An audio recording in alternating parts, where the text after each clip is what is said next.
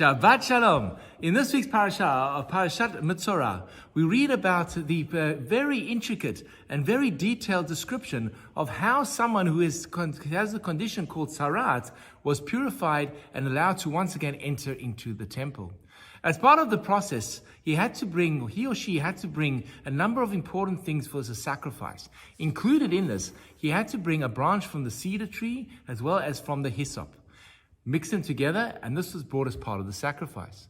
The reason is, as described by Rashi, is as follows: that if a person, what causes a person to sin, and the sin that we are talking about here is none other than lashon hara, of evil speech or speaking bad about other people. And when do you actually speak lashon hara? It is when you are feeling above them or proud of them, as tall as a cedar. That is when you will be happy to mouth off about other people and put them down and destroy their credibility, reputation, and speak bad about them.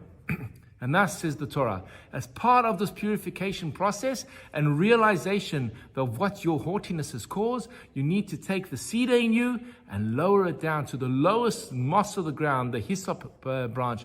Mix the two together so you can understand, as part of the tshuva process, the repentance process, the idea of humility and learning the art of modesty. The question then becomes as follows. I understand why Rashi would tell me that you should go from cedar down to hyssop. Why not just have the hyssop?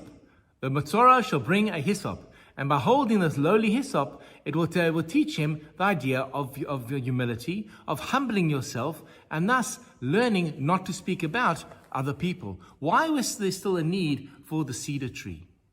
And I believe the answer has a very powerful message for each and every one of us. When a person has had a moment in which they feel humiliated and weakened and embarrassed, they normally lose a lot of their self-confidence. They don't feel the same strength. They don't puff their chests out. They've lost that haughtiness. And it's very hard to get it back. And thus the Torah says like this: bring the hyssop, but also bring the cedar tree. The cedar, the tallest of the trees, so that you can look up and remember who you were and what you achieved. Have a vision of greatness, of what you can achieve in your life. Yes, it has been a very difficult time at this moment. Yes, you've had to humble yourself before God. You've been isolated. You've been struck by this sarat condition. You've learned from your mistake of what it means to hurt another person with your words.